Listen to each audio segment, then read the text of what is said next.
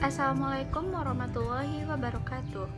Perkenalkan, nama saya Husnawati, NIM 20042213 dari jurusan Ilmu Administrasi Negara.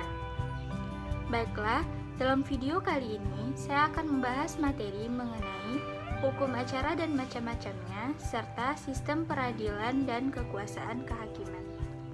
Materi pertama yaitu hukum acara dan macam-macamnya.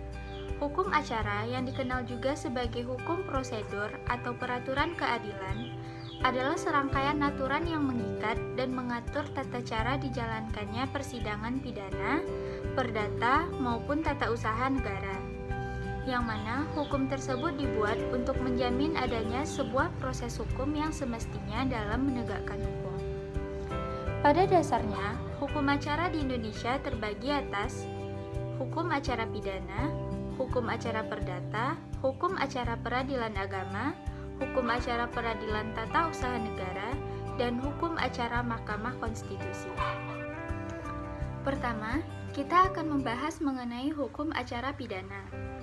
Hukum acara pidana Indonesia adalah serangkaian kaidah, prosedur, dan peraturan hukum yang mengatur pelaksanaan hukum pidana pada tata hukum positif yang berlaku di Indonesia. Hukum acara pidana ini diatur oleh Kitab Undang-Undang Hukum Acara Pidana yang memiliki tujuan yang pertama yaitu perlindungan atas harkat dan martabat manusia atau tersangka atau terdakwa. Yang kedua yaitu perlindungan atas kepentingan hukum dan pemerintahan. Yang ketiga, kodifikasi dan unifikasi hukum acara pidana. Yang keempat, mencapai kesatuan sikap dan tindakan aparat penegak hukum. Dan yang kelima, mewujudkan hukum acara pidana yang sesuai dengan Pancasila dan Undang-Undang Dasar 1945. Secara umum, ada 7 tahapan hukum acara pidana. Yang pertama yaitu penyelidikan, yang kedua penyidikan, yang ketiga penangkapan, yang keempat penahanan, yang kelima penggeledahan, yang keenam penyitaan, dan yang ketujuh penuntutan. Yang kedua yaitu hukum acara perdata. Hukum acara perdata disebut juga hukum perdata formil.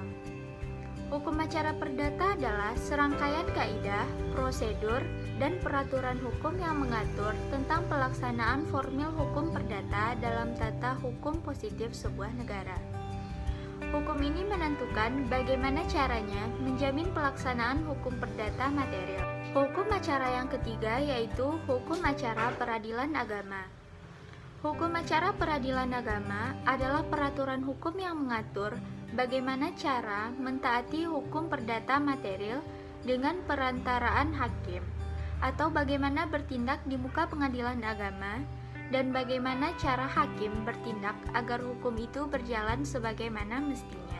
Peradilan agama bertugas dan berwenang memeriksa, memutus, dan menyelesaikan perkara di tingkat pertama antara orang-orang yang beragama Islam. Yang keempat yaitu hukum acara peradilan tata usaha negara. Hukum acara peradilan tata usaha negara adalah serangkaian peraturan perundang-undangan yang mengatur bagaimana pencari keadilan bertindak atau berbuat di pengadilan, dan bagaimana pengadilan bertindak dalam rangka penyelesaian sengketa tata usaha negara. Selanjutnya yaitu hukum acara Mahkamah Konstitusi.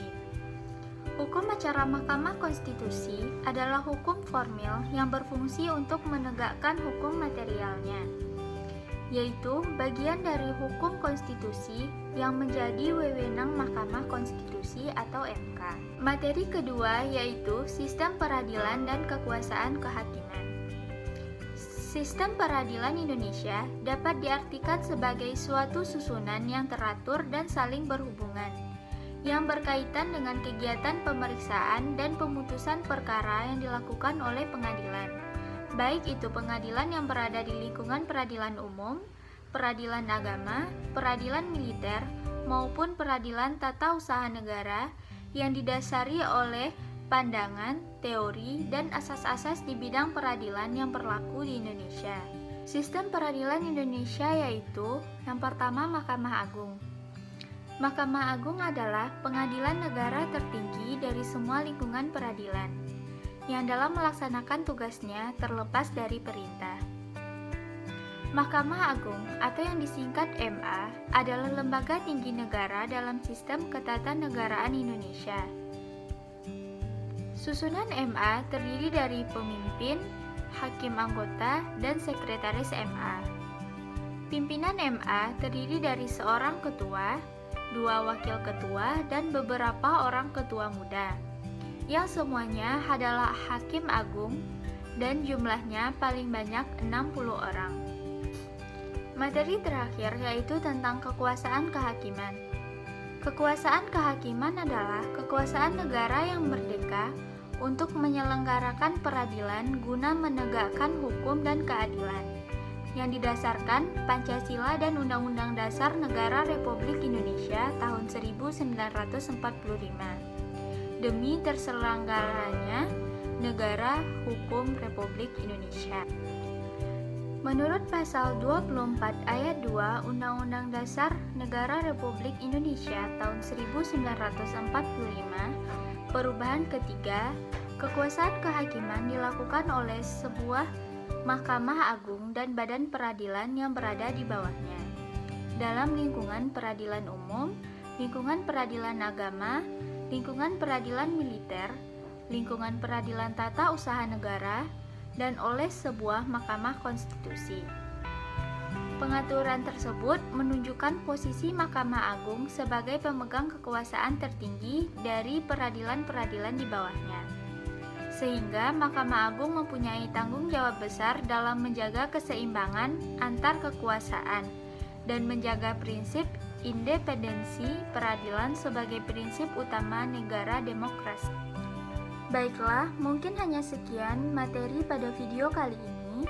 Mohon maaf apabila terdapat kesalahan dan kekeliruan. Wassalamualaikum warahmatullahi wabarakatuh.